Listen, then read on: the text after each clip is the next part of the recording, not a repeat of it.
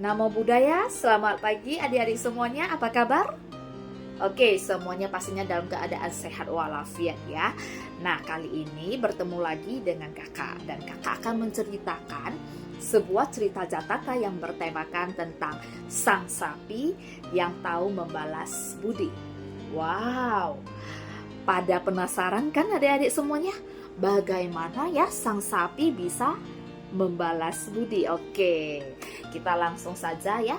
Pada zaman dahulu kala, Bodhisattva terlahir sebagai seekor sapi jantan. Nah, Bodhisattva yang terlahir sebagai seekor sapi jantan tersebut tinggal di sebuah desa kecil. Dan sapi jantan tersebut itu dipelihara oleh seorang nenek tua. Anak sapi jantan tersebut dianggap sebagai anaknya sendiri oleh sang nenek tua tersebut. Dan sang nenek walaupun hidupnya itu susah, tetapi dia merawat dan membesarkan dengan memberikan tempat tinggal dan makanan yang layak kepada anak sapi jantan tersebut. Dan tibalah saatnya sang anak sapi jantan tersebut menjadi tumbuh sebagai seekor sapi jantan yang gagah dan kuat.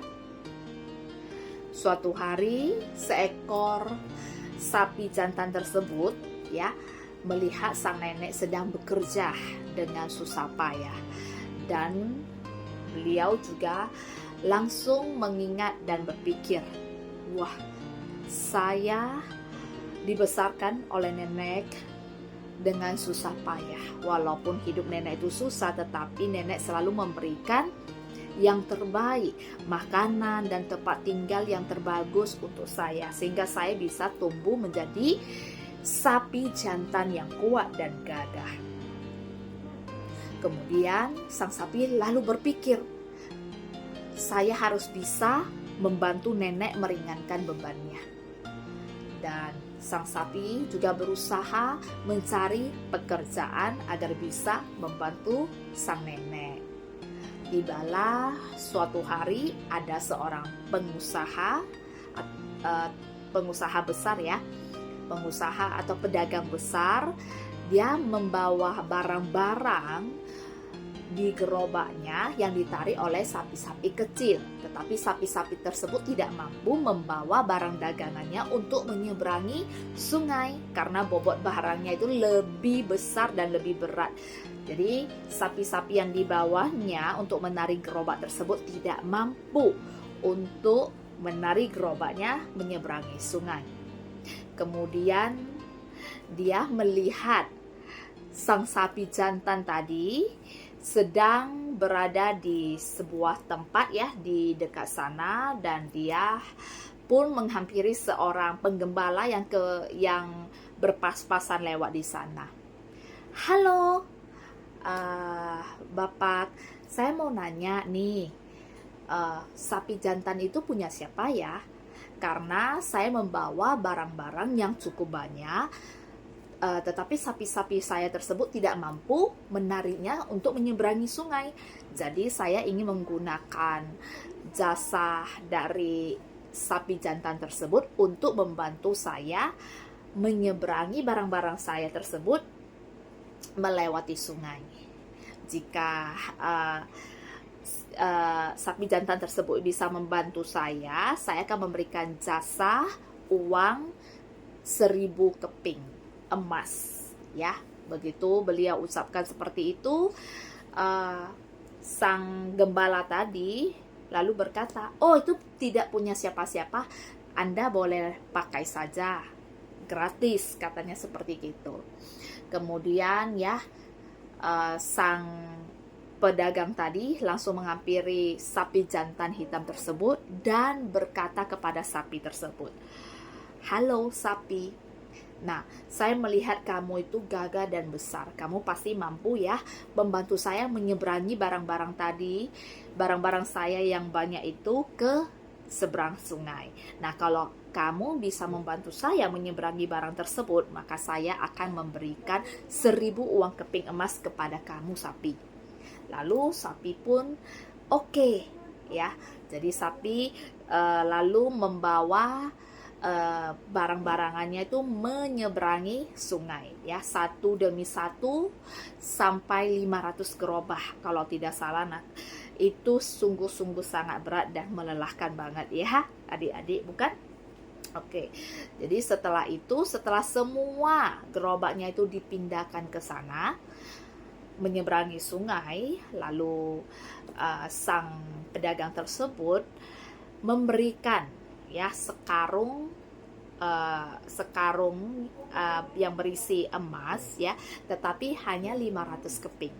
Nah, dia pun mengalungkan ke leher sang sapi tadi. Nah, karena kamu sudah membawa barang saya, sapi, saya akan memberikan ini yang saya janjikan tadi. Dikalungkanlah ke leher sapi. Tetapi sapi tersebut langsung berpikir, loh, tadi yang dijanjikan itu kan 1000 keping, harusnya 2 karung. Nah, kenapa hanya dikasih 1 karung? Nah, dia pun tidak mau bergerak karena tidak menepati janji. Oke, lalu sang sapi tersebut berdiri di antara barang-barang tadi yang dia bawa dan tidak mau pergi dari tempat itu. Lalu sang pedagang berpikir, wah, sepertinya sang sapi tersebut tahu ya, uang yang saya kasih itu tidak sesuai dengan yang saya janjikan. Nah, kemudian dia pun berkata, baiklah, saya menambahkan kamu sekarung lagi yang berisi 500 keping emas. Jadi sesuai dengan janji saya akan memberikan 1000 keping emas totalnya. Lalu dia mengalungkan. Lalu sang sapi pun pergi meninggalkan pedagang tersebut dan pulang menghampiri sang nenek.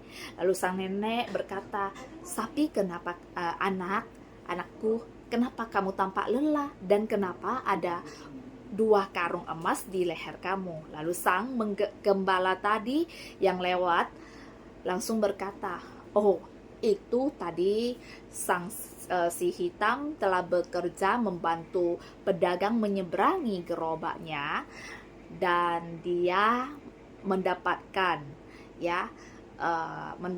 imbalan dari jasa yang diberikan kepada pedagang tersebut.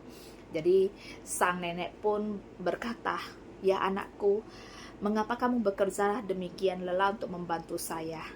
Ayo anakku, marilah kamu makan dan minum serta mandi. Kemudian sang nenek pun memberikan makanan, memberikan minum dan memandikan sang sapi serta memijit-mijit badannya agar sapi terlihat segar kembali. Dan begitulah kehidupan nenek dan sapi bahagia hingga akhir hayat mereka. Nah, adik-adik sudah tahu dong ya dari cerita tadi ada pesan apa yang bisa dipetik? Ayo. Nah, pesan di mana sang sapi tahu membalas budi jasa dari sang nenek. Jadi kita sebagai anak juga harus tahu membalas budi kepada orang tua kita yang telah merawat dan membesarkan kita, ya. Jadi kita juga tidak boleh seperti sang pedagang tadi, ya, yang tidak menepati janji dan tidak jujur. Kita harus bertanggung jawab dengan apa yang kita katakan. Ingat, kita harus berbakti kepada kedua orang tua kita. Oke, adik-adik, sampai di sini cerita dari kakak hari ini. Ya, semoga bermanfaat bagi kita semua dan jangan lupa diterapkan dalam kehidupan sehari-hari. Dan kakak pamit, terima kasih, sampai jumpa kembali. Bye-bye.